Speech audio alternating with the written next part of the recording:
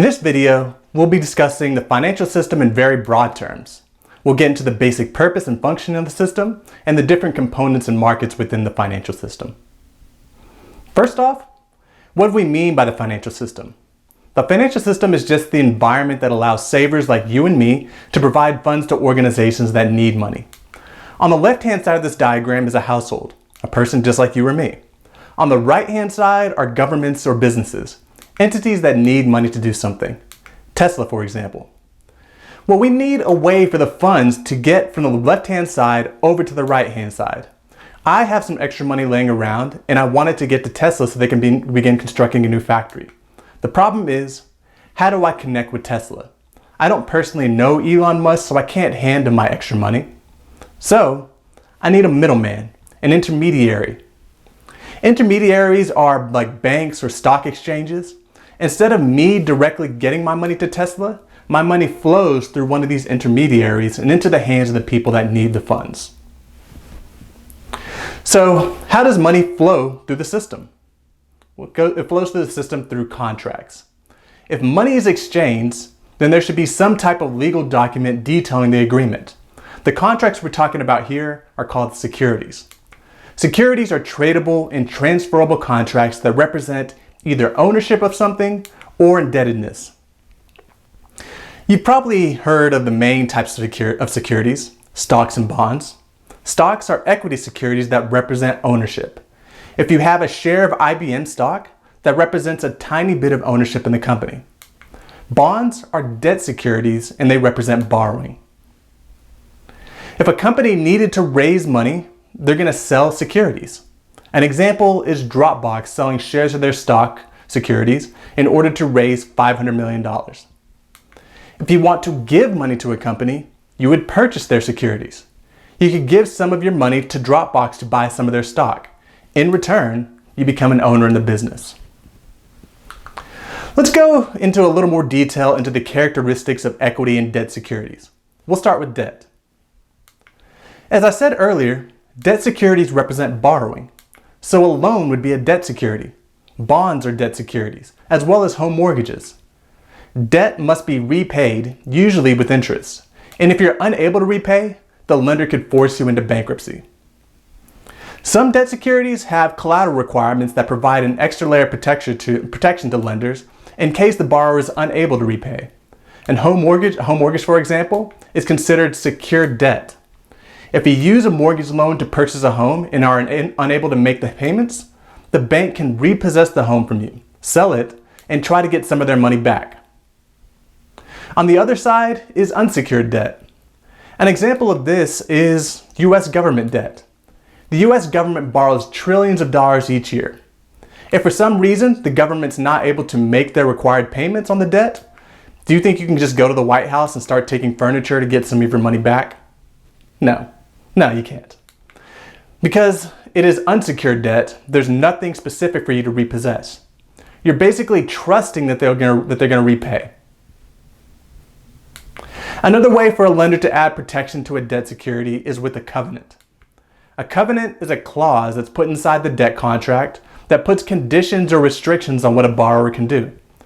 For example, a bank might be willing to lend money to a company, but only if they promise not to borrow any more money in the future.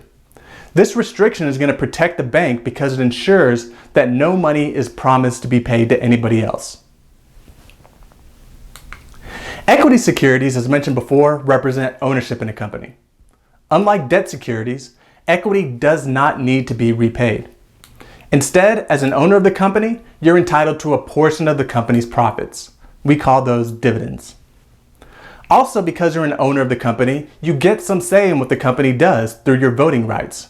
In most companies, we see that one share equals one vote. When we say that equity represents ownership, we can be a little bit more nitty-gritty and say that it represents residual ownership. Understanding the residual aspect helps to understand some of the risks that's involved by investing in stock securities. So what do we mean by residual ownership? The word residual just means leftover.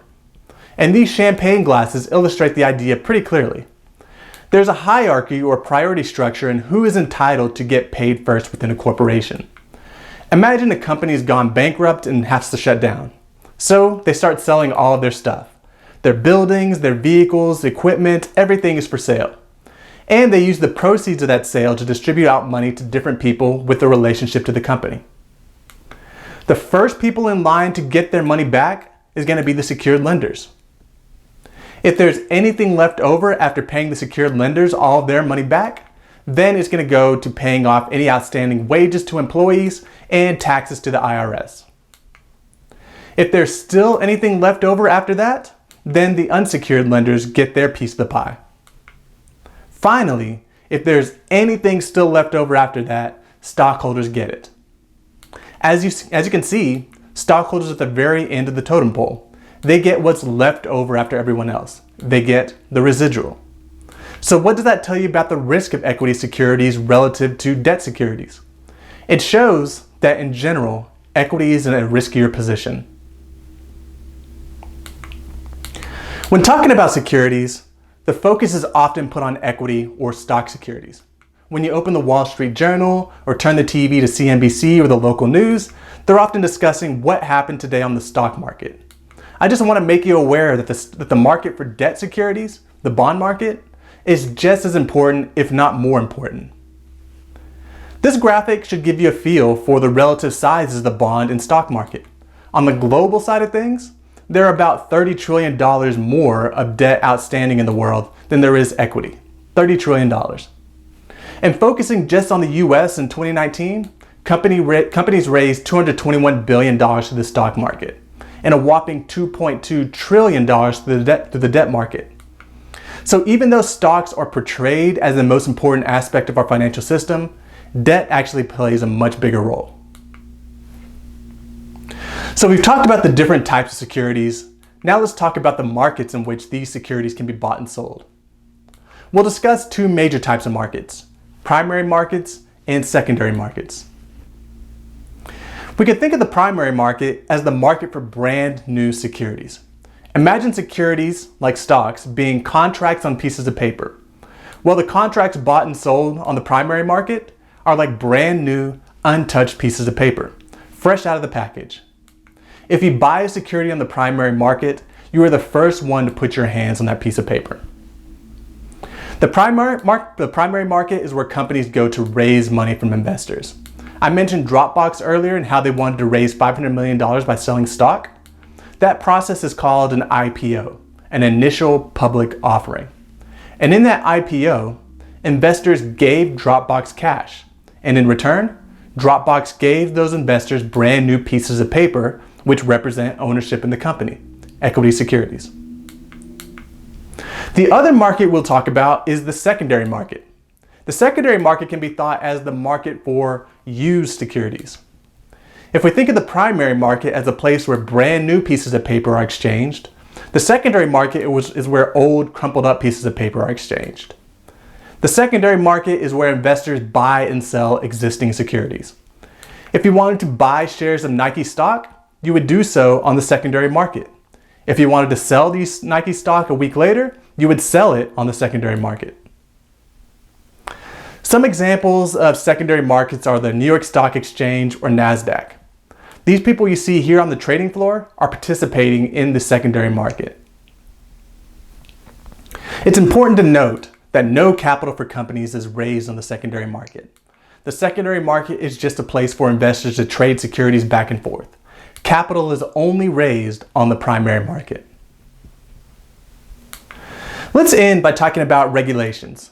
There's a lot of money flowing in and out of the financial system, trillions of dollars. So with so much money at stake, it's important to keep the system safe and orderly. There's a whole host of regulatory organizations out there: the Federal Reserve, the FDIC, the SEC, FINRA, and many, many more. All of these regulators work together to ensure that the system is working properly. If the system was full of crooks, then nobody would want to participate. Regulators try to make sure that the system is fair for everyone to promote confidence. Regulators try to ensure that disruptions are few and far between and that the financial system is stable. Also, they try to protect ordinary people like you and me. So that's a brief and simple overview of how our financial system operates. A well-functioning financial system is vital to the health of our economy. In reality, it's a very complex and intricate system with many more moving parts than we can discuss here. But an understanding of the basics can go a long way to making sense of what is going on in the economy today.